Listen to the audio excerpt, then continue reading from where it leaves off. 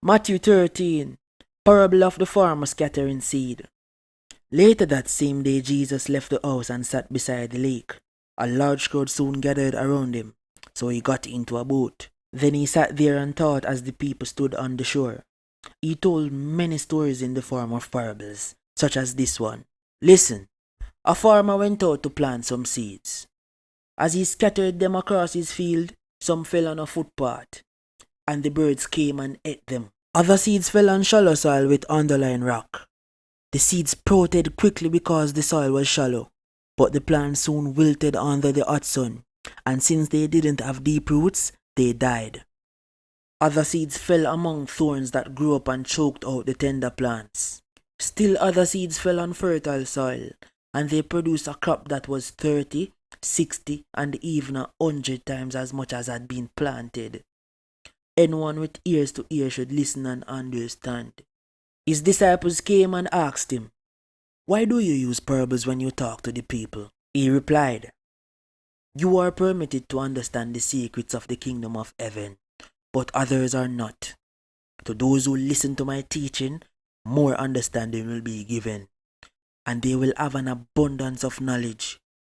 But for those who are not listening, even what little understanding they have will be taken away from them. This is why I use these parables. For they look, but they don't really see. They hear, but they don't really listen or understand." This fulfills the prophecy of Isaiah that says, "When you hear what I say, you will not understand. When you see what I do, you will not comprehend. For the hearts of these people are hardened, and their ears cannot hear. And they have closed their eyes, so their eyes cannot see, and their ears cannot hear, and their hearts cannot understand, and they cannot turn to me and let me heal them. But blessed are your eyes, because they see, and your ears, because they hear. I tell you the truth, many prophets and righteous people long to see what you see, but they didn't see it. And they long to hear what you hear, but they didn't hear it." Now listen to the explanation of the parable about the farmer planting seeds.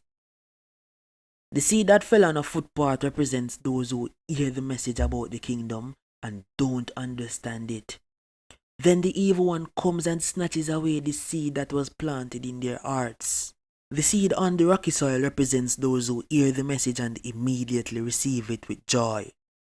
But since they don't have deep roots, they don't last long. They fall away as soon as they have problems or are persecuted for believing God's word. The seed that fell among the thorns represents those who hear God's word, but all too quickly the message is crowded out by the worries of this life and the lure of wealth, so no fruit is produced. The seed that fell on good soil represents those who truly hear and understand God's word and produce a harvest of 30, 60, or even 100 times as much as had been planted. Parable of the wheat and weeds. Here is another story Jesus told. The kingdom of heaven is like a farmer who planted good seed in his field. But that night as the workers slept, his enemy came and planted weeds among the wheat, then slipped away. When the crop began to grow and produce grain, the weeds also grew. The farmer's workers went to him and said, "Sir, the field where you planted that good seed is full of weeds. Where did they come from?" "An enemy has done this," the farmer exclaimed. "Should he pull out the weeds?" they asked. "No," he replied.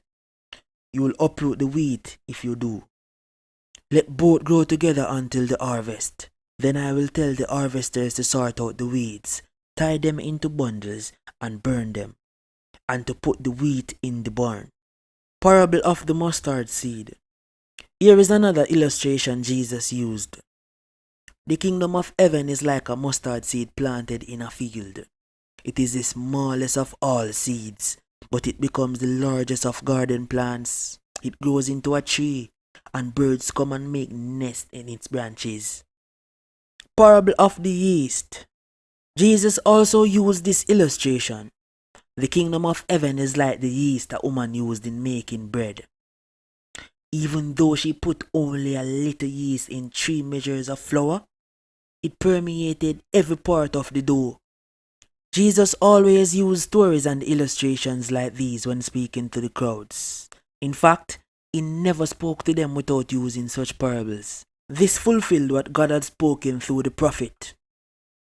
I will speak to you in parables. I will explain things hidden since the creation of the world. Parable of the wheat and weeds explained.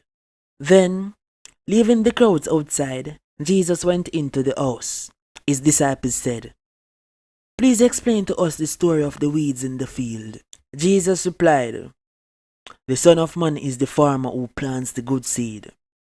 The field is the world, and the good seed represents the people of the kingdom. The weeds are the people who belong to the evil one. The enemy who planted the weeds among the wheat is the devil.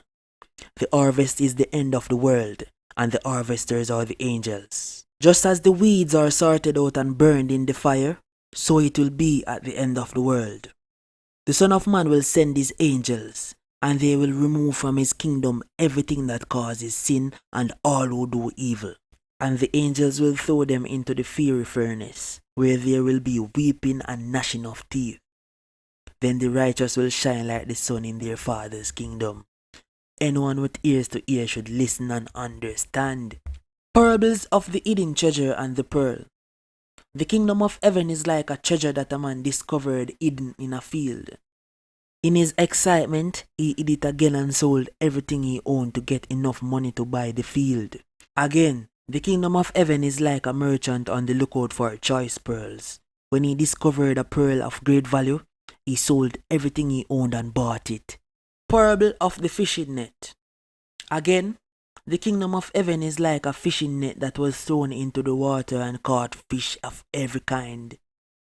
When the net was full, they dragged it up onto the shore, sat down, and sorted the good fish into the crates, but threw the bad ones away. That is the way it will be at the end of the world.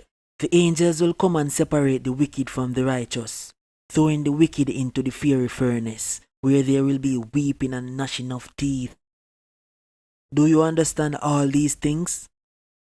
Yes, they said, "We do." Then he added, "Every teacher of religious law who becomes a disciple in the kingdom of heaven is like a homeowner who brings from his storeroom new gems of truth as well as old." Jesus rejected at Nazareth. When Jesus had finished telling these stories and illustrations, he left that part of the country. He returned to Nazareth, his hometown. When he taught there in the synagogue, everyone was amazed and said, "Where does he get this wisdom and the power to do these miracles?" Then they scoffed. "He's just the carpenter's son.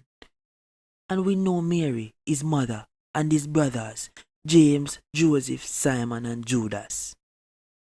All his sisters live right here among us. Where did he learn all these things?" And they were deeply offended and refused to believe him. Then Jesus told them, "A prophet is honored everywhere except in his own hometown and among his own family." And so he did only a few miracles there because of their unbelief.